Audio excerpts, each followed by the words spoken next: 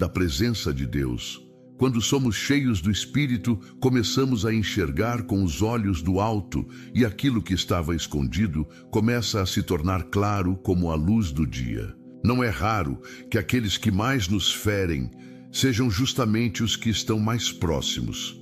Pessoas que caminham ao nosso lado, que conhecem nossa história, nossas fraquezas, nossos sonhos e usam isso contra nós. O inimigo sabe que um ataque vindo de longe pode ser facilmente evitado, mas o que vem de dentro, de quem deveria nos proteger, tem mais força para abalar. É por isso que o diabo, sendo astuto, planta sementes de divisão e rancor justamente entre os relacionamentos mais próximos. Ele usa pessoas como ferramentas e, às vezes, essas pessoas nem percebem que estão sendo influenciadas. O primeiro sinal de que alguém próximo pode estar abrigando sentimentos de ódio disfarçados é essa contradição silenciosa. A presença constante, mas uma ausência verdadeira. A pessoa está sempre ali. Conversa, manda mensagens, se aproxima, participa da sua vida, mas ao mesmo tempo existe um vazio emocional, uma frieza oculta. Falta empatia, falta entrega sincera. Você percebe que algo não encaixa, mas não consegue explicar. É como um abraço que não aquece, uma presença que não conforta, um olhar que parece atravessar você sem enxergar. Esse tipo de relação não fortalece, não edifica, ela apenas consome. Há pessoas que se aproximam não porque te amam, mas porque desejam controlar, vigiar ou até mesmo competir. Estão próximas apenas para manter vigilância sobre a sua vida, para se alimentar das suas vulnerabilidades, ou em alguns casos, para manter uma aparência social. Mas quando você mais precisa de apoio, essas pessoas desaparecem em afeto, mesmo que permaneçam fisicamente ao seu lado. Na palavra de Deus, temos um exemplo claro e doloroso disso. Judas Iscariotes caminhou com Jesus. Viu milagres com os próprios olhos. Ouviu a verdade diretamente da boca do Salvador. Compartilhou da comunhão, do pão, dos momentos mais íntimos. E ainda assim, seu coração estava longe. Judas é o retrato de quem mantém a aparência de lealdade, mas carrega dentro de si um espírito de traição. O texto em Lucas 22, 47 e 48 revela o momento em que Judas se aproxima de Jesus com um beijo, o gesto máximo de afeição entre amigos. E é com esse beijo que ele o entrega ao inimigo. Veja a profundidade disso. Judas não apenas trai Jesus, ele o faz com um beijo. Isso nos mostra que o ódio escondido nem sempre vem com palavras duras ou atitudes violentas. Às vezes, ele se manifesta por meio de gestos de carinho falsificados, de companheirismo superficial, de envolvimento mascarado. A arma do traidor é o disfarce. Há pessoas que nos cercam, não porque nos admiram, mas porque desejam estar perto o suficiente para conhecer nossos pontos fracos. E quando chega a hora certa, a hora da ferida, da queda, da traição, elas se tornam instrumentos de destruição. Judas permaneceu perto de Jesus até o fim, mas nunca se rendeu de verdade à verdade que ele pregava. Nunca permitiu que seu coração fosse transformado. E é isso que diferencia um amigo verdadeiro de um traidor silencioso: o coração. Quando o Espírito Santo habita em nós, ele começa a soprar verdades dentro da alma. Às vezes, sentimos um desconforto que não conseguimos explicar. Uma inquietação diante de alguém que aparentemente não fez nada contra nós. Mas há algo no espírito dessa pessoa que não se alinha com o nosso. É aí que entra o discernimento espiritual. Deus começa a mostrar que há presença, mas não há amor, que há palavras, mas não há verdade, que há companhia, mas não há comunhão. E por que Deus revela isso? para que sejamos duros ou julgadores. Não. Deus revela para proteger. Ele quer nos guardar de alianças tóxicas, de dependências emocionais destrutivas, de vínculos que minam nossa fé e roubam nossa paz. O discernimento não é para levantar muros de orgulho, mas para levantar muros de proteção espiritual. Quem anda com o Espírito não pode ser ingênuo. É preciso saber quem caminha ao nosso lado com sinceridade e quem apenas nos tolera por conveniência. A ausência verdadeira se percebe com o tempo. São as atitudes pequenas, os olhares desviados, os silêncios desconfortáveis, a falta de celebração nos seus momentos de vitória. Quando você está triste, essa pessoa não consola. Quando está feliz, ela não se alegra. Quando está fraco, ela não fortalece. Mas está sempre ali, sempre presente, sempre controlando, sempre se fazendo notar, mas nunca se doando, nunca se entregando de verdade. Esse tipo de relacionamento adoece a alma e o Espírito Santo, em sua infinita sabedoria e misericórdia, começa a abrir nossos olhos para isso.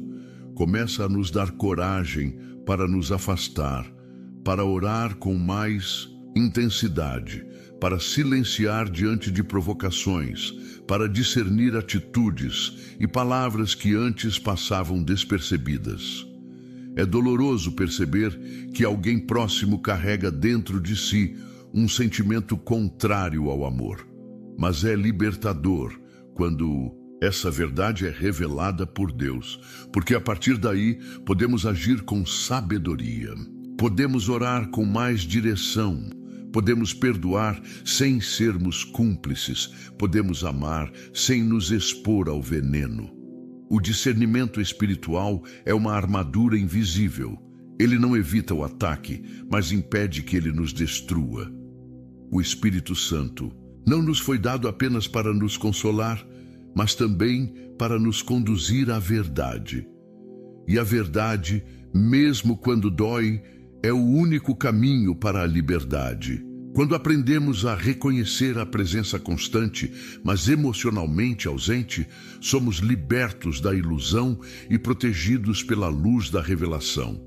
E essa luz continuará a iluminar o caminho, porque quem anda com Deus não anda em trevas. Segundo sinal: o silêncio que esconde a inveja.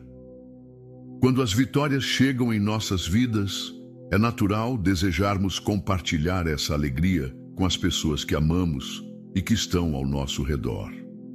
Mas há um silêncio que muitas vezes surge em momentos que deveriam ser de celebração.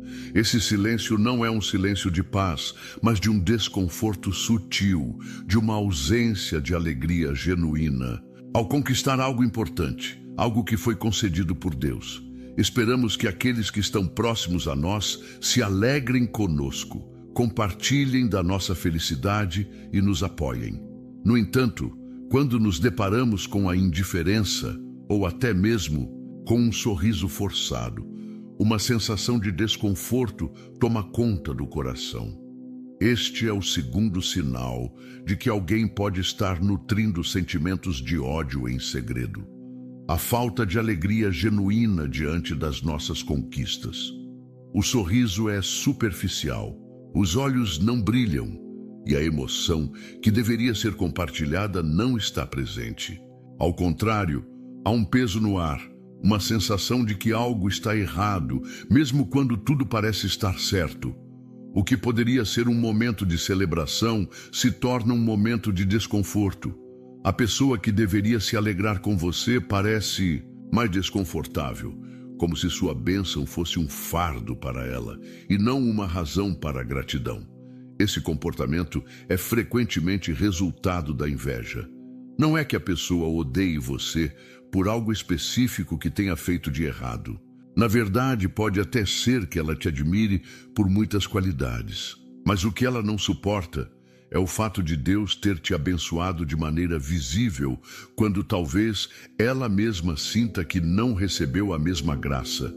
A inveja, portanto, não nasce do que você fez, mas do que Deus fez por você. A inveja, esse sentimento corrosivo, é um dos maiores inimigos da alma. Ela não se manifesta apenas no desejo de ter o que o outro tem, mas na tristeza, na decepção e até no desprezo disfarçado de uma falsa amizade. Quando alguém é invejoso, ele não pode celebrar suas vitórias, porque o que vê é apenas o que ele não tem, o que ele não conquistou, o que ele não recebeu. E assim, ele se fecha, se endurece e começa a carregar dentro de si o veneno do ódio. O mais triste é que esse veneno é muitas vezes camuflado de palavras e gestos amáveis, mas a ausência de genuína alegria entrega o que está escondido no coração. Este cenário não é novo. Na verdade, é uma história que remonta aos primeiros capítulos da Bíblia, quando o pecado entrou no mundo. A história de Caim e Abel, Gênesis 4, 3, 8, é um exemplo clássico de como a inveja pode distorcer a natureza humana. Abel era o irmão mais novo de Caim. Ambos ofereciam sacrifícios a Deus, mas a diferença entre eles estava na atitude do coração. Abel trouxe o melhor de seu rebanho, o mais perfeito, o mais precioso. Caim, por outro lado, ofereceu as primícias de sua colheita, mas sem o coração verdadeiro de adoração. O sacrifício de Abel foi aceito por Deus, mas o de Caim não. Isso não aconteceu porque Abel era melhor, mas porque a oferta de Caim não foi feita com o mesmo espírito de fé e gratidão. O que acontece então? Caim, em vez de se corrigir e refletir sobre sua atitude, deixa que a inveja entre em seu coração. Ele não odeia Abel por causa de um mal que Abel tenha feito, mas porque Deus aceitou o sacrifício de Abel. A inveja de Caim não era uma resposta à bondade de Abel, mas ao favor de Deus sobre Abel. Quando o coração de Caim se encheu de inveja, ele se fechou para a oportunidade de mudança e para a correção que Deus oferecia. Deus tenta alertar Caim, dizendo-lhe que, se ele se corrigir, seria aceito, mas Caim já estava consumido pela inveja. A inveja, em sua essência, é o desejo secreto de ver a queda de alguém. O invejoso não quer apenas o que o outro tem, mas deseja que o outro perca o que já conquistou. A inveja gera um tipo de felicidade disfarçada na queda do outro. E é isso que vemos em Caim. Seu ódio e sua inveja o levam a uma tragédia. Ele não apenas sente raiva do irmão, mas o mata, porque a inveja, se não controlada, leva à destruição. Esse é o perigo do silêncio que esconde a inveja. A pessoa invejosa não te ataca de imediato, mas planta uma semente de ressentimento e amargura dentro de si mesma. E no momento certo, essa semente vai germinar e se tornar uma árvore cheia de frutos amargos. O sorriso forçado é a máscara que esconde essa raiz de amargura.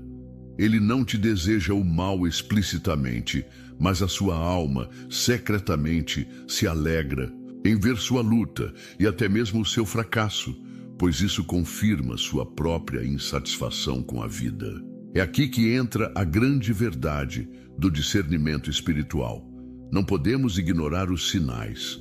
Muitas vezes, o olhar superficial das coisas nos faz acreditar que tudo está bem, que a pessoa realmente se alegra com nossas vitórias. Mas o Espírito Santo, se tivermos os ouvidos atentos, nos mostrará a verdade por trás das máscaras. Ele nos alertará sobre o que está acontecendo no coração do outro, para que possamos agir com sabedoria, não com desconfiança, mas com discernimento. O grande erro que muitos cometem é confiar cegamente na aparência, ignorando o que o Espírito revela. Deus, ao nos dar o discernimento, nos dá também a chance de nos proteger, de não nos expormos ao veneno da inveja, de não nos deixar aprisionar pela amargura que habita no coração de outros. E é por isso que a falta de alegria genuína nas vitórias alheias é um dos sinais mais claros de que algo não está bem. A inveja se esconde, mas a luz de Deus expõe o que está oculto. Quando percebemos que alguém ao nosso redor não pode se alegrar com nossas conquistas, é o momento de orarmos por essa pessoa, pedindo a Deus que abra seus olhos, que transforme seu coração e que faça brilhar sobre ela a luz da verdade e da liberdade. Porque, acima de tudo, o amor de Deus é maior que a inveja. O perdão de Deus é mais forte que o ódio. E quando buscamos viver na verdade, Deus transforma até os corações mais endurecidos. Terceiro, sinal. Palavras doces com intenções amargas. As palavras têm poder. Elas podem levantar ou destruir, podem curar ou ferir, podem motivar ou paralisar. Há uma maneira traiçoeira de o inimigo agir. Ele não usa palavras de ódio ou de afronta aberta. Ele se esconde atrás de elogios disfarçados e conselhos que enfraquecem sua fé. São palavras que, à primeira vista, parecem apoio, carinho e compreensão, mas na realidade estão cheias de veneno, destinadas a destruir a sua identidade em Cristo. O inimigo sabe que um ataque direto pode ser facilmente identificado e repelido, mas ele é astuto e conhece o poder da sedução verbal. Ele usa palavras doces como iscas, tentando capturar a sua mente e distorcer sua confiança na verdade de Deus. Este é o terceiro sinal de que alguém próximo pode estar te manipulando com intenções amargas, elogios disfarçados e conselhos que enfraquecem sua fé. A pessoa pode até parecer que está do seu lado, oferecendo palavras de incentivo e apoio, mas, por baixo da superfície, o objetivo é enfraquecer sua convicção, minar sua confiança em Deus e afastá-lo do caminho certo.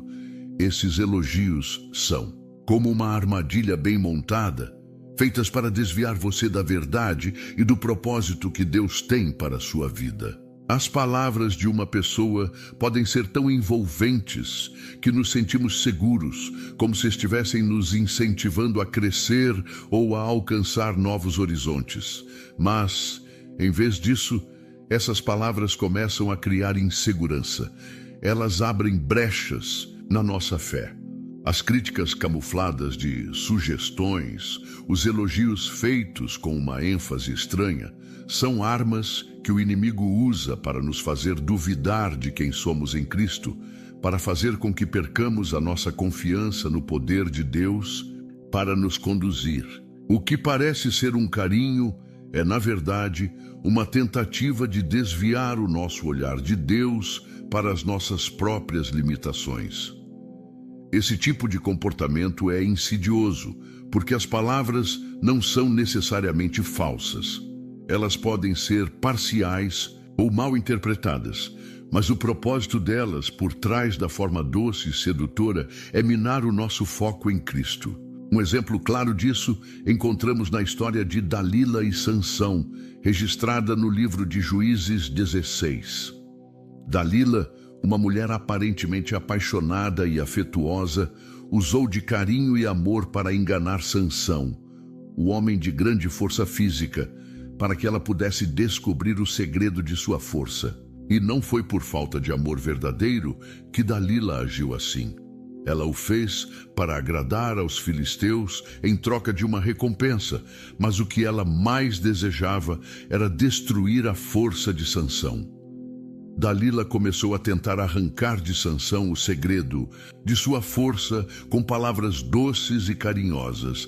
Ela dizia: "Como você me diz que me ama se o seu coração não está comigo? Como você pode dizer que me ama e não me conta o segredo da sua força?" E Sansão, desarmado pela doçura de suas palavras e pela falsa afabilidade de Dalila, revelou seu segredo. Essa história nos mostra o poder das palavras carregadas de afeto e a forma como o inimigo pode usar um relacionamento de confiança para nos destruir. Dalila não usou um grito de raiva, não usou ameaças, mas palavras cheias de mel. Ela sabia que se conseguisse arrancar um segredo de Sansão, ela teria controle sobre ele, e então ele perderia sua força. E o pior de tudo é que Sansão, mesmo sendo o homem mais forte fisicamente, estava vulnerável espiritualmente. Ele não percebeu que o que parecia ser um amor verdadeiro de Dalila era, na realidade, uma armadilha disfarçada. Dalila usou palavras doces para arrancar de Sansão aquilo que ele mais prezava: sua força, sua capacidade de resistir e sua identidade como escolhido de Deus. O que o inimigo fez com Sansão, ele tenta fazer conosco todos os dias. Usa de elogios e conselhos disfarçados para que percamos nossa força espiritual, para que não resistamos aos ataques, para que duvidemos da nossa identidade em Cristo e da força que Ele nos deu. O que é dito de forma carinhosa pode ser a chave para a destruição, se não estivermos atentos ao espírito por trás das palavras. Às vezes, o inimigo fala para a nossa mente por meio de pessoas que nos cercam, dizendo o que acham que queremos ouvir, falando aquilo que nos tranquiliza, que nos dá uma sensação de conforto. Mas, na realidade, essas palavras muitas vezes estão tentando nos fazer tomar decisões que não estão alinhadas com o plano de Deus para nós. Ele tenta nos afastar do foco, nos desviar do caminho da verdade e da vida. É por isso que devemos aprender a perceber o espírito que está por trás das palavras, mesmo quando elas parecem carinhosas e bem-intencionadas. Não se trata apenas do que é dito, mas de como aquilo nos afeta espiritualmente. Se as palavras de alguém não nos ajudam a crescer em fé, se não nos trazem confiança em Deus, se não nos motivam a fazer a vontade de Deus, então devemos estar alerta. A palavra de Deus nos ensina a guardar o nosso coração, pois ele é a fonte da vida. Provérbios 4:23. O coração é a sede das nossas emoções, pensamentos e decisões, e por isso precisamos protegê-lo de todo tipo de influência que nos leve para longe de Deus. Precisamos filtrar as palavras que ouvimos, comparando-as com a verdade de Deus, para não sermos enganados. É também por isso que o Espírito Santo, em sua infinita sabedoria, nos dá discernimento. Ele nos ensina a ver além da superfície. Ele nos dá sensibilidade para perceber quando uma palavra, por mais doce que seja, está tentando nos afastar daquilo que Deus tem para nós. O discernimento espiritual nos permite perceber o espírito de Dalila por trás das palavras de afeto e nos impede de cair na armadilha de um conselho que parece bom, mas que, na verdade, está nos afastando do caminho da verdade. Devemos sempre pedir a Deus por sabedoria e discernimento em nossos relacionamentos. Quando alguém se aproxima de nós com palavras doces, mas que de alguma forma nos fazem questionar nossa fé ou nos afastam da verdade de Cristo, devemos orar e buscar a direção de Deus. Ele nos guiará e nos mostrará a verdade, para que não sejamos enganados pelas intenções amargas disfarçadas de elogios. O amor de Deus nunca nos leva ao engano. Quando Ele nos fala, Ele fala em verdade. Suas palavras edificam, fortalecem e orientam. Elas nunca têm o propósito de nos destruir, mas de nos fazer crescer em fé e confiança em seu poder.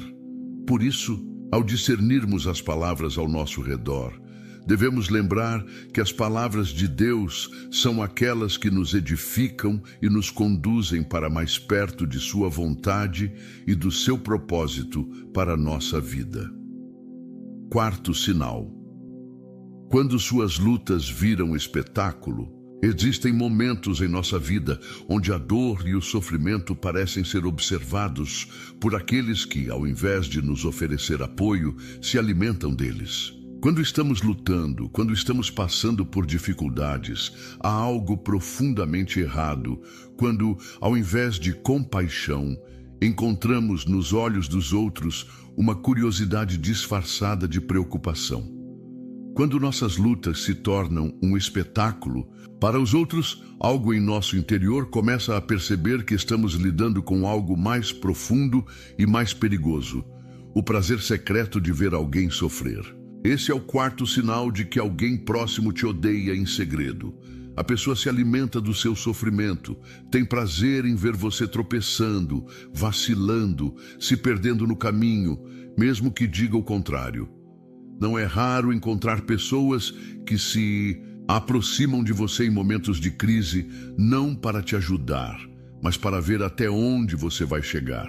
Elas não sentem a dor com você. Não estão tocadas pela sua aflição.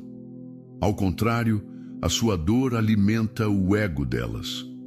Elas observam de longe, com um olhar atento, esperando o momento exato para ver sua queda. E ao mesmo tempo disfarçam esse sentimento com palavras suaves, com um gesto aqui ou ali, fazendo você acreditar que estão se preocupando. Mas no fundo, não se importam com a sua restauração, com o seu crescimento ou com a sua cura. O que elas realmente desejam é uma visão mais clara da sua luta, um espetáculo pessoal da sua queda, da sua dor. Elas sentem prazer em ver você sofrendo, mesmo quando não dizem uma palavra aberta sobre isso. Esse comportamento é perverso e insidioso, pois está disfarçado de preocupação. Mas é uma preocupação que não se traduz em ações que nos levantam ou nos fortalecem. Ela se expressa em palavras de lamento que não trazem solução, em um olhar vazio de esperança, em um comportamento que apenas consome e não constrói. O sofrimento se torna uma espécie de alimentação emocional para quem deseja ver o outro em desespero, porque isso, de algum modo, preenche o vazio do seu próprio coração. Esse sinal de inveja disfarçada é tão cruel porque não há empatia genuína nas ações de quem deseja ver o outro sofrer. A dor não move o coração dessa pessoa para a compaixão. Pelo contrário, ela observa, espera e até sente uma estranha satisfação no fato de que o outro está tropeçando. O sofrimento do outro se torna uma maneira de validar algo dentro dela mesma. O pior é que, muitas vezes, essas pessoas estão tão próximas que nos fazem acreditar que são aliadas, que estão ao nosso lado, quando na verdade estão apenas esperando a próxima falha. A história de José e seus irmãos, narrada em Gênesis 37, é um exemplo clássico de como o ódio disfarçado pode se manifestar dentro da própria família. José era amado por seu pai Jacó, o que causava uma inveja profunda em seus irmãos. E José, sem saber da intensidade dessa inveja, teve sonhos de grandeza, sonhos em que ele se via governando, enquanto seus irmãos se curvavam diante dele. Esses sonhos, em vez de inspirar alegria ou encorajamento, apenas alimentaram o ódio que seus irmãos sentiam por ele. Eles não conseguiam ver além do próprio ego, do próprio desejo de serem grandes, de não aceitarem a posição que Deus havia dado a José. Quando José foi enviado por seu pai para ver como seus irmãos estavam no campo, eles o avistaram de longe. Quando perceberam que era ele, começaram a planejar sua queda. O ódio que sentiam por ele não era apenas pela sua posição como favorito de Jacó, mas também por seus sonhos. Eles o viam não como um irmão, mas como um obstáculo para seus próprios desejos. José não representava uma bênção para eles, mas uma ameaça. E isso, por mais difícil que seja de entender, é o que acontece com muitas pessoas que nos rodeiam. Elas não querem que alcancemos o que Deus tem para nós, porque têm medo de que isso revele a falta de fé ou a falta de realização em suas próprias vidas. José foi jogado em um poço, e seus irmãos inicialmente queriam deixá-lo ali para morrer. Quando finalmente decidiram vendê-lo como escravo, estavam aliviados, não por terem feito algo bom, mas porque sentiam que a dor de José, sua separação da família, sua perda de status, era a sua forma de justiça. Eles se alimentaram de seu sofrimento. Não viam um irmão em necessidade, mas alguém que precisava ser punido por algo que, aos olhos deles, José não merecia. E o que mais marca essa história é o fato de que José não fez nada de errado. Seus irmãos o odiavam, não por sua culpa, mas porque suas próprias almas estavam tão carregadas de inveja e ódio que não conseguiam lidar com o favor de Deus sobre a vida de José. Essa história dolorosa e impactante nos mostra que as pessoas que alimentam o ódio em segredo muitas vezes estão dentro do nosso círculo de intimidade. Eles não precisam ser estranhos para nos prejudicar. Às vezes, os piores traidores não são aqueles que estão à distância, mas os que compartilham da nossa vida cotidiana. Eles nos observam sofrer e, ao invés de nos ajudar a nos levantar, eles apenas aguardam para ver até onde nossa resistência vai. Esses são os irmãos de José da vida real. Pessoas que, por motivos internos, por questões não resolvidas no coração, não suportam o nosso crescimento. Elas não querem nos ver prosperar, porque isso as confronta com suas próprias fraquezas ou falta de fé. José, por sua vez, nos ensina uma grande lição. Apesar do sofrimento, ele não se permitiu ser consumido pela amargura. Ele poderia ter se deixado consumir pela dor de ser traído, mas ao contrário, ele se manteve firme em sua fé, confiando que Deus estava com ele. Cada dificuldade que enfrentou foi uma oportunidade de crescimento espiritual. E ao final, quando seus irmãos se encontraram com ele em uma posição de poder, ele pôde demonstrar perdão e compaixão, pois sabia que sua jornada não era sobre vingança, mas sobre cumprir o propósito de Deus. Da mesma forma, quando alguém ao nosso redor se alimenta do nosso sofrimento, precisamos lembrar que não somos definidos pela dor, nem pelo ódio de outros. Somos definidos pela graça e pelo propósito de Deus. Ele permite que enfrentemos dificuldades, mas sempre com um propósito maior: nos moldar para a sua glória e fortalecer a nossa confiança nele. Quando as pessoas nos observam em sofrimento, que elas vejam nossa fé em Deus, nossa confiança em seu plano soberano e não nossa derrota. Quinto sinal: a crítica constante disfarçada de sinceridade. A crítica é uma ferramenta poderosa que pode ser usada tanto para edificar como para destruir. Quando alguém realmente deseja o nosso bem, as críticas que nos faz visam nos corrigir com amor, nos motivar a crescer e a melhorar em áreas da nossa vida. No entanto, há um tipo de crítica que, embora pareça sincera, na verdade serve para minar nossa confiança, nos desmotivar e até nos confundir. Esse é o quinto sinal de que alguém pode estar nutrindo ódio em segredo.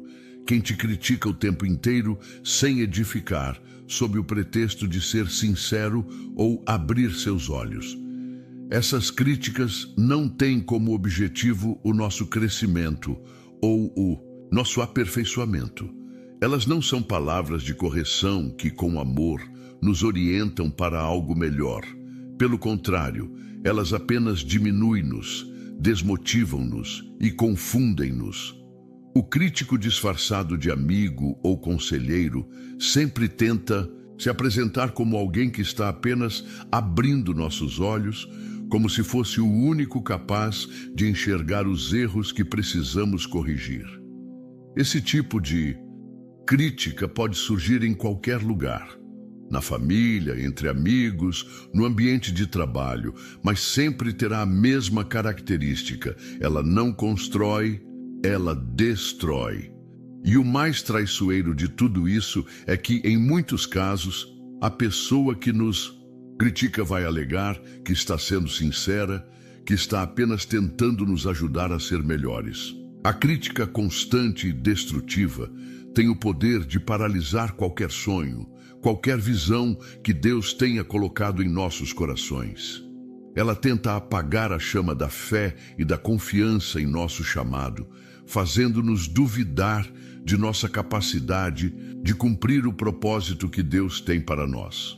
Essa crítica não é baseada em uma preocupação genuína com o nosso bem-estar, mas sim no desejo oculto de nos ver cair, nos ver fraquejar. E o inimigo, em sua astúcia, usa esse tipo de crítica como uma das armas mais eficazes para nos desviar do caminho que Deus traçou para nós. Vemos um exemplo claro disso na história de Eliabe e Davi em 1 Samuel 17, 28. Davi, ainda jovem, estava em um momento decisivo da sua vida. Ele se preparava para enfrentar Golias, o gigante que desafiava todo o exército de Israel. Mas, antes de entrar em batalha, ele se depara com a crítica de Eliabe, seu irmão mais velho, que lhe diz: "Por que vieste aqui? E com quem deixaste aquelas poucas ovelhas no deserto? Sei bem o orgulho e a maldade do teu coração. Vieste apenas ver a batalha." O que Eliabe não compreendia era que Davi estava ali com uma missão dada por Deus. Ele não estava ali por orgulho ou por curiosidade, mas porque sentia no coração a responsabilidade de lutar pela honra de Deus e do seu povo. Eliabe, no entanto, tenta desmotivar Davi, fazendo críticas sobre sua motivação, sua posição e até mesmo sobre suas capacidades. A crítica de Eliabe não tinha intenção de ajudar Davi a melhorar. Ela não apontava para alguma falha de caráter ou de preparo, mas sim para diminuir o que Deus estava fazendo na vida de Davi. Eliabe não estava interessado em edificar Davi. Ele estava interessado em minar a confiança de Davi e desviar seu foco. Esse é o poder das críticas destrutivas. Elas tentam apagar o chamado divino, usando palavras de derrota para nos fazer acreditar que somos incapazes de realizar aquilo que Deus tem para nós. O que Eliabe não entendia era que Davi não estava lutando contra um gigante por sua própria força, mas pela força do Senhor. Ele sabia que o Senhor o havia capacitado para enfrentar aquele desafio, e sua confiança não estava em sua habilidade ou experiência, mas na promessa de que Deus estaria com ele. O erro de Eliabe foi não ver com os olhos da fé. Ele não entendia o que Deus estava fazendo em Davi, porque sua visão estava turvada pelo orgulho e pela inveja. Eliabe se sentia ameaçado pela fé de Davi, porque Davi estava disposto a enfrentar o impossível, enquanto ele, Eliabe, estava paralisado pelo medo. E nesse momento, a crítica não foi dada com intenção de ajudar Davi, mas para tentar impedi-lo de cumprir o propósito de Deus para a sua vida. É assim que o inimigo age, muitas vezes dentro de casa, entre amigos e até mesmo entre irmãos em Cristo. Ele usa palavras de derrota disfarçadas de preocupação. Ele levanta pessoas ao nosso redor para que, com críticas constantes, tentem abalar nossa confiança, fazendo-nos duvidar do plano de Deus. O inimigo sabe que se ele conseguir semear a dúvida, a insegurança e o medo, nós paralisaremos a nossa fé. Ele quer que duvidemos das nossas capacidades e do nosso chamado. Ele quer que olhemos para os gigantes da vida e sintamos que somos pequenos demais para enfrentá-los. Porém, assim como Davi, devemos aprender a não nos deixar abalar pelas palavras daqueles que, por inveja ou orgulho, tentam desmotivar-nos. Davi não se deixou influenciar pelas palavras de Eliabe. Ele não perdeu seu foco, porque sabia em quem confiava. E mais importante ainda, sabia que estava fazendo a vontade de Deus. A crítica que Davi recebeu não veio de um lugar de amor, mas de um coração cheio de orgulho e inveja. Eliabe não queria o bem de Davi. Ele queria que Davi desistisse, que ele retrocedesse diante de Golias, como todo o exército de Israel fazia. Por isso, é essencial que aprendamos a discernir o espírito por trás das críticas. Nem toda crítica vem com o desejo de nos corrigir ou nos ajudar. Algumas críticas vêm para nos minar, para nos fazer duvidar de nossa identidade em Cristo e do propósito que Deus tem para nossas vidas. O inimigo sabe que as palavras têm poder e ele usa as críticas para tentar destruir nossa confiança, nos afastar da visão de Deus e nos fazer crer que somos incapazes de enfrentar os gigantes da vida. Quando alguém se levanta contra nós com críticas destrutivas, devemos fazer o que Davi fez. Não responder com raiva, mas com fé e confiança em Deus. Davi não deu ouvidos às críticas de Eliabe. Ele se manteve firme naquilo que Deus havia colocado em seu coração. Ele sabia que o gigante Golias seria derrotado, não pela sua força, mas pelo poder de Deus que estava com ele. E assim como Davi, devemos confiar que as críticas não têm poder sobre quem Deus diz que somos. Nosso valor e nossa força vêm de Deus, e Ele é maior do que qualquer crítica que o inimigo possa tentar levantar contra nós. A lição é, clara: não deixe que a crítica destrutiva do homem roube sua confiança no propósito divino. Se você está sendo criticado, lembre-se de que a única voz que realmente importa é a voz de Deus, e Ele já te chamou para vencer. Não permita que as críticas te paralisem. Levante-se com fé, como Davi fez, e vá enfrentar o seu Golias. Deus estará com você. Sexto sinal: a manipulação emocional que tenta te controlar. Quando alguém tenta controlar emocionalmente outra pessoa, uma das formas mais sutis de manipulação é fazer com que a vítima se sinta culpada por algo que não fez. Essa manipulação emocional é extremamente eficaz porque desestabiliza a pessoa emocionalmente, fazendo-a duvidar de si mesma e até mesmo aceitar responsabilidades que não são suas. Este é o sexto sinal de que alguém pode estar te odiando.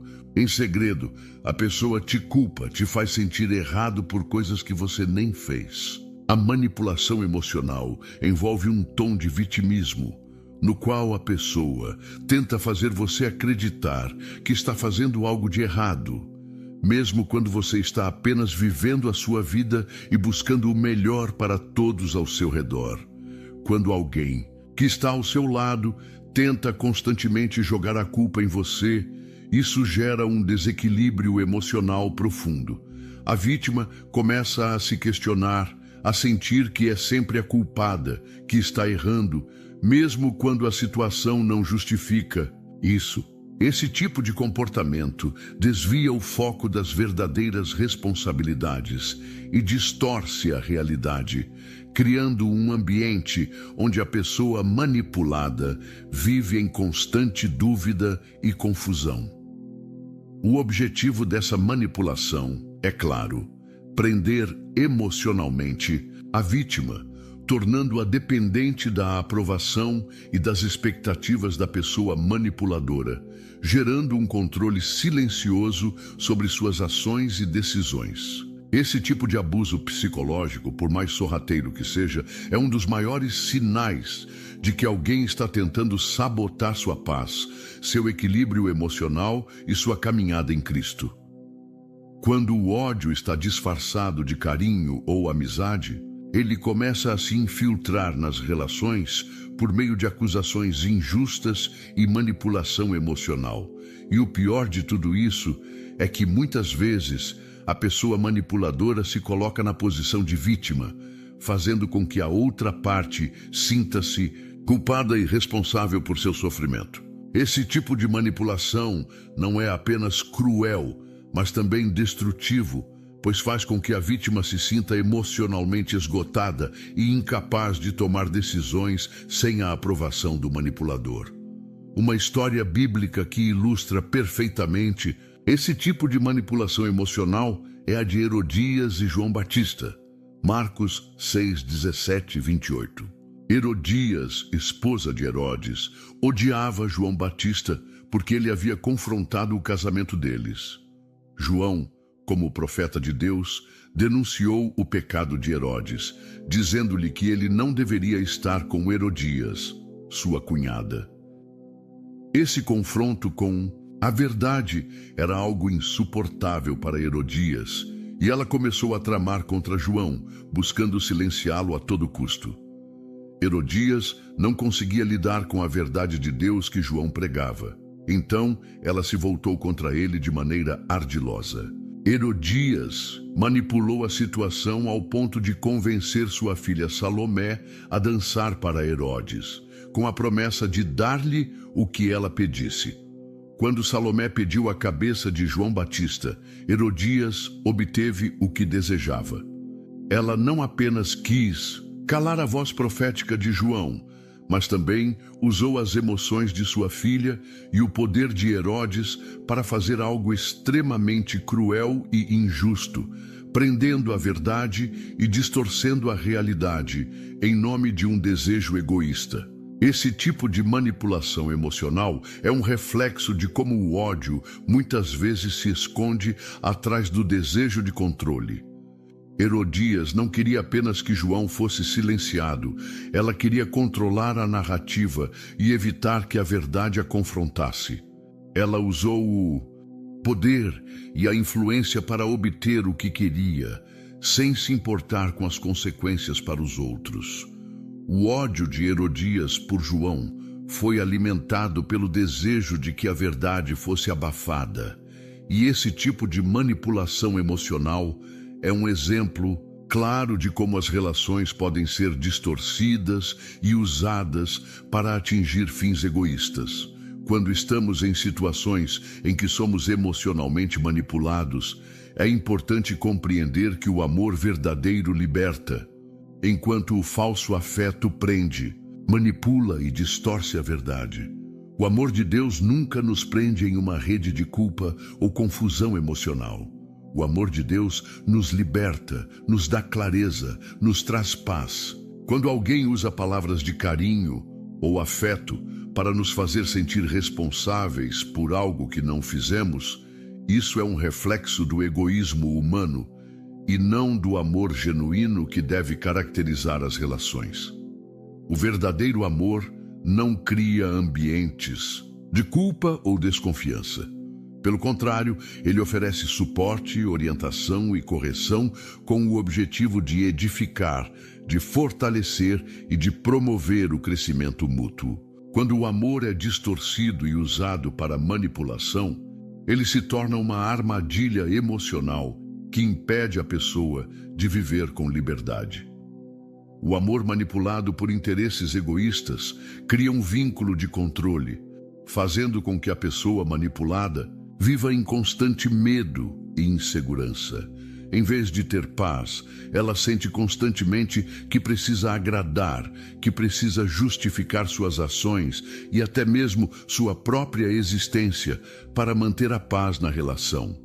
O falso afeto, portanto, visa criar um ciclo vicioso de dependência emocional, onde a pessoa manipulada se vê refém das emoções da outra pessoa. Isso pode ser devastador, porque quem está sendo manipulado perde sua própria identidade, sua liberdade e muitas vezes sua conexão com a verdade de Deus.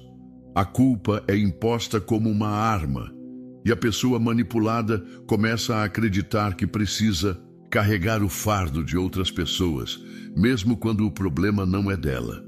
Por isso, é fundamental que, quando nos deparamos com manipulações emocionais, busquemos discernir o que está por trás do comportamento da outra pessoa. O Espírito Santo nos guia e nos ajuda a ver a verdade. Devemos aprender a não aceitar a culpa que não é nossa. Se alguém está tentando manipular nossas emoções, devemos orar por discernimento, pedir a Deus que nos liberte dessa prisão emocional e nos ajude a manter nossa paz e nossa confiança nele. O amor de Deus nunca busca nos controlar, mas nos dá liberdade. Ele nos chama a viver em verdade, a ser livres de todo tipo de manipulação que tente nos afastar dele. Assim como João Batista não se deixou abalar pela manipulação de Herodias e Herodes, nós também precisamos aprender a manter nossa fé e nossa integridade em meio à manipulação emocional. Quando estamos firmes na verdade de Deus, nada pode nos desviar de seu propósito. Mesmo que outros tentem nos manipular, podemos confiar que Deus é quem nos guia, e Ele nunca permitirá que o controle do inimigo tenha a última palavra sobre nossa vida.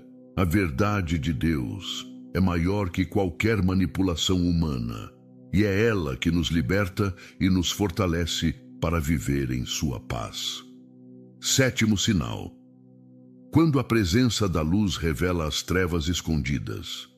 Quando caminhamos em Cristo, algo profundo acontece. Nossa presença começa a afetar aqueles ao nosso redor, de uma maneira que não podemos controlar nem prever.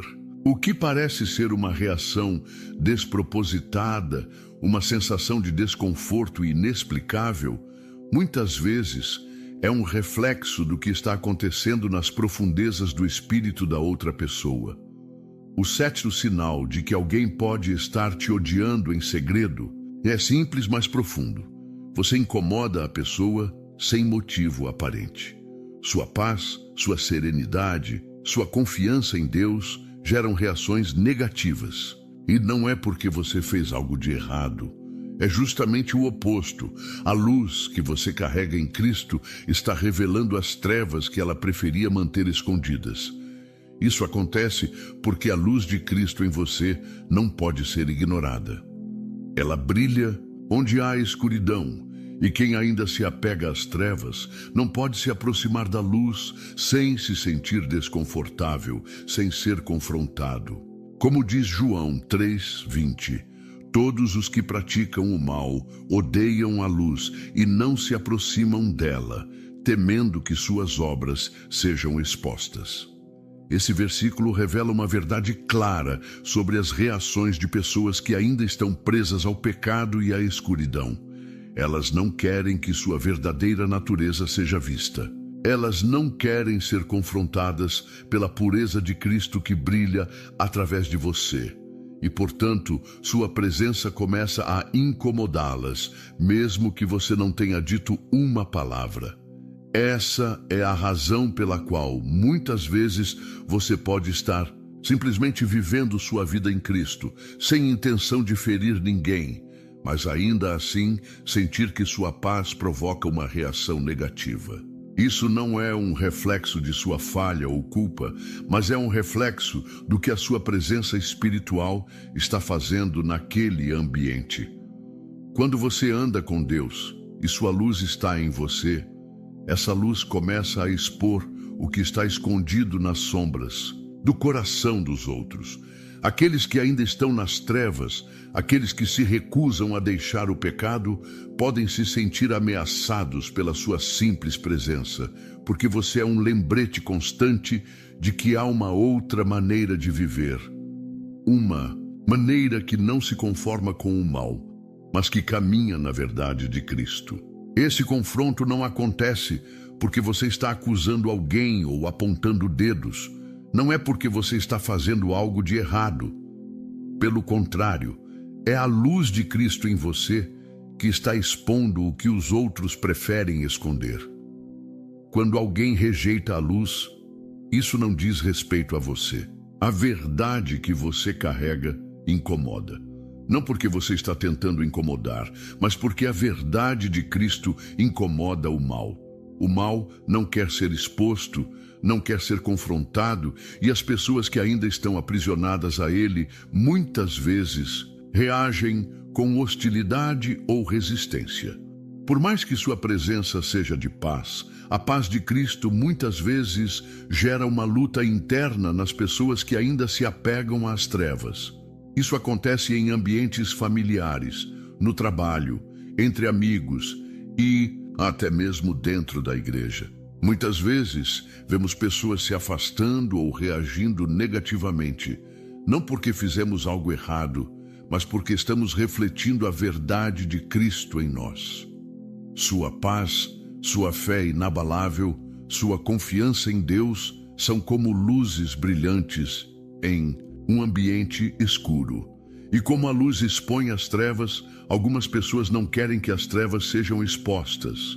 Elas não querem que seus pecados, suas falhas, suas motivações egoístas ou suas mentiras sejam vistas. O que para você é simplesmente viver na verdade de Cristo, para elas pode ser um desconforto profundo, pois isso as faz confrontar algo que preferem manter escondido. Esse fenômeno espiritual está relacionado diretamente ao discernimento espiritual que Deus nos dá. Muitas vezes, o Espírito Santo nos revela essas situações para que não sejamos cegos espiritualmente. Não se trata de condenar ou julgar o outro, mas de perceber as intenções espirituais por trás de cada interação, para que possamos agir com sabedoria, com amor, mas também com firmeza em nossa fé. O discernimento não nos faz temer os outros, mas nos protege, nos orienta e nos dá a capacidade de reagir com discernimento diante das adversidades. A verdade que temos em Cristo é a verdade que nos liberta, e essa liberdade muitas vezes se torna uma fonte de resistência para aqueles que ainda não aceitaram essa verdade. Como Jesus, que foi traído por Judas, alguém que estava ao seu lado, não é vergonha perceber que alguém próximo te odeia em segredo. A vergonha está em ignorar os sinais que o Espírito Santo está nos revelando. Não podemos ser cegos espiritualmente. Devemos estar alertas para os sinais, discernindo a presença do mal, mas não temendo, porque a verdade de Cristo nos fortalece e nos capacita a agir com sabedoria. O chamado de Cristo para nós não é apenas para amar, mas para amar com os olhos bem abertos. Jesus não ignorava o mal, ele o confrontava com a verdade. O amor verdadeiro não aceita a manipulação, não ignora o pecado, não permite que o ódio disfarçado envenene a alma. O amor de Cristo é uma luz que brilha nas trevas, e essa luz não tem medo das trevas, porque a luz sempre vence as trevas. Ao seguir a Cristo, estamos sendo chamados não apenas a amar de maneira passiva, mas a amar com discernimento, com coragem para confrontar as mentiras e os enganos que o inimigo tenta espalhar. Devemos, portanto, caminhar com os olhos abertos para as intenções espirituais ao nosso redor. Não devemos cair na ilusão de que todos ao nosso redor são amigos, ou que todos compartilham a mesma verdade. O discernimento espiritual nos ajuda a distinguir os que estão conosco de coração e os que estão se escondendo nas sombras, disfarçando suas intenções. Jesus nos ensina a não ignorar o mal, mas a amá-lo e a orar por aqueles que ainda estão nas trevas, buscando a salvação. O final de nossa jornada de discernimento é uma reflexão poderosa sobre como Deus revela, protege e honra os seus. Quando nos deixamos guiar pelo Espírito Santo, estamos sob a proteção divina, e ele ilumina as trevas que tentam nos atingir. A verdade que encontramos em Cristo é a nossa proteção. Deus revela o que está escondido, ilumina o que está nas sombras e guarda os seus escolhidos como a menina dos seus olhos. Quem anda com Deus nunca estará à mercê das intenções ocultas dos homens. Ele nos revela a verdade, nos guia pela luz e nos protege das armadilhas do inimigo, porque Deus é fiel e soberano sobre todas as coisas. Que o Senhor abençoe cada um de vocês com discernimento espiritual, protegendo seus corações da manipulação e das intenções ocultas, guiando-os pela luz de sua verdade e fortalecendo-os em sua paz.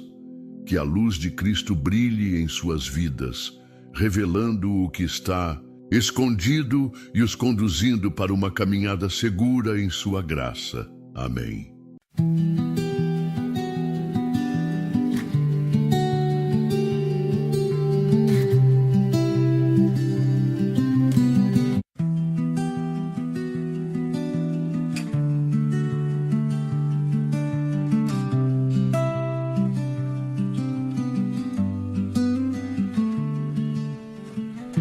I walk the paths where no one goes, through fading light and whispering crows.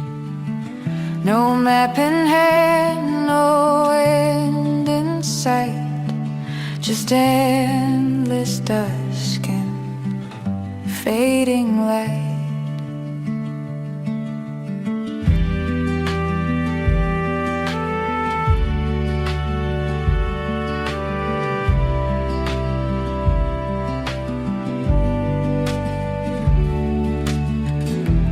Trees don't speak, but they still know each quiet step, each heart below.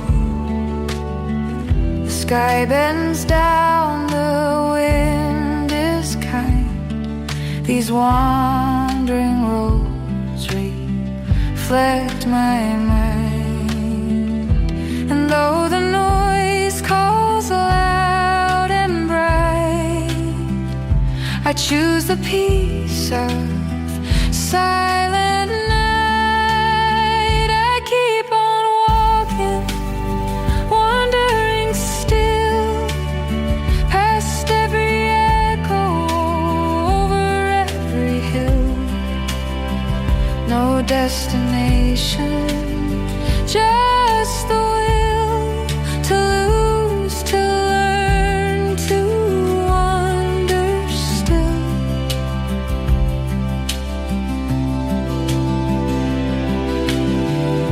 I've seen the world through crowded days, but never heard what silence says. Now every stone beneath my feet tells stories no one else repeats.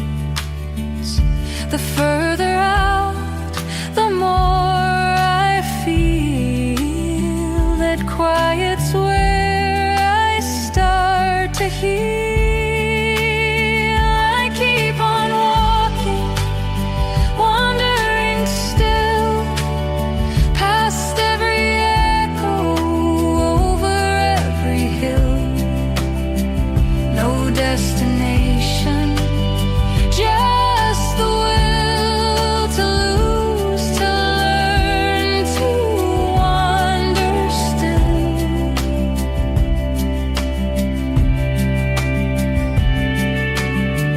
No need for signs, I've come to know that some truths only find you slow. Let others race, I'll take my time and walk this story line by line. I keep on walking, wandering still, through morning mist and evening chill. The road may turn, the stars may shift, but this quiet path is still my gift. Wandering still and always free, the road ahead belongs to me.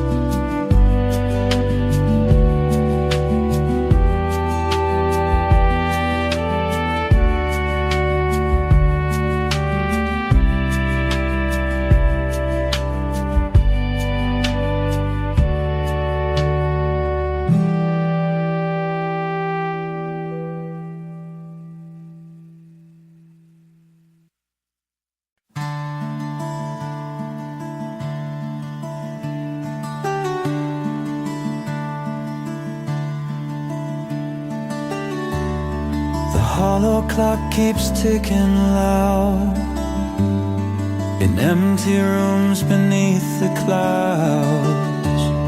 Its hands don't move, but time flows still. A silent pulse beneath the hill. Whispers float from unseen gears, stories told through fragile years. I chase the sound that never came, a melody without a name. The echo bends, it twists and fades. A phantom song in twilight shades. Echoes of the hollow clock ringing through the ancient rock. Time dissolves in shadowed streams, caught between forgotten dreams. Every second lost, it mocks the ticking of the hollow clock.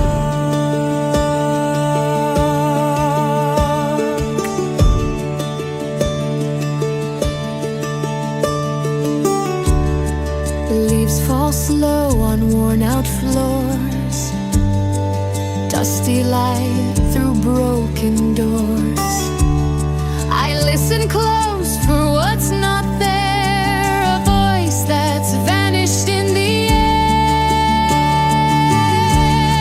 The past and future intertwine like tangled roots beneath the vine, and in the silence I can hear the beating heart of vanished years. The echo bends, it twists and fades.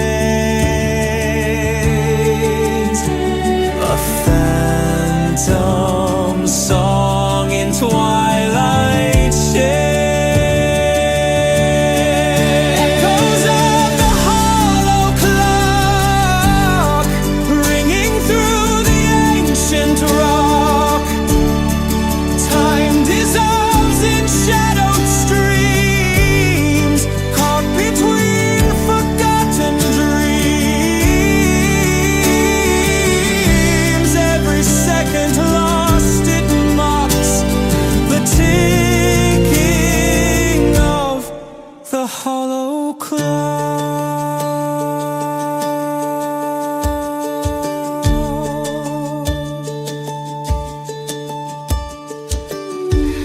No hands to guide, no face to see, just endless time's anomaly.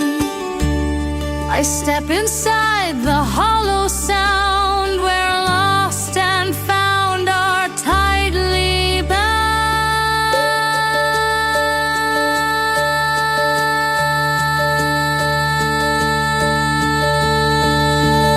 Echoes of the hollow clock, still they call me from the block. Through the ages, soft and slow, where all forgotten things still grow. Time may break, but still it talks. It echoes of the hollow clock.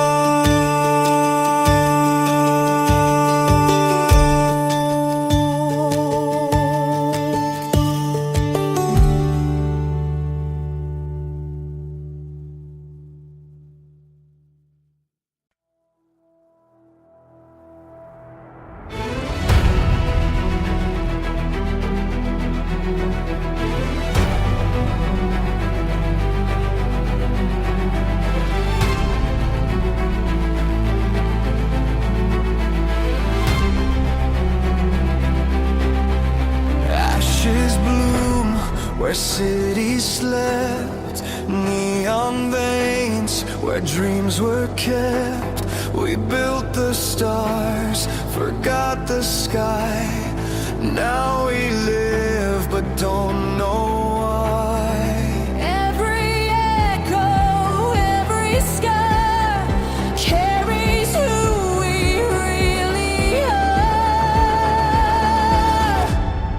We are the ghosts of tomorrow, breathing through the wires of sorrow. Shadows made of human code, hearts still beating down the road.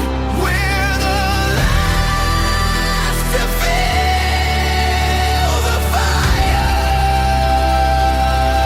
Ghosts of tomorrow, born from desire.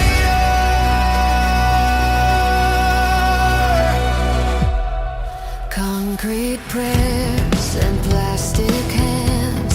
The end begins where hope still stands.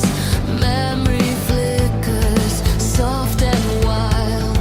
The future cries like a broken child.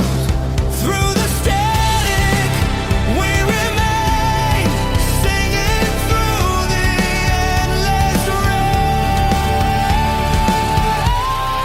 We are the ghosts of tomorrow, breathing through the wires of sorrow. Shadows made of human code, hearts still beating down the road. We're the last to feel the fire. Ghosts of tomorrow, born from desire. In the silence, we ignite, turning darkness into light. Every loss a spark we borrow, every tear a new tomorrow. We are the ghost of tomorrow. Still we fight, still we follow, through the ruins, through the snow. We're the flame that will not go. Ghosts of tomorrow.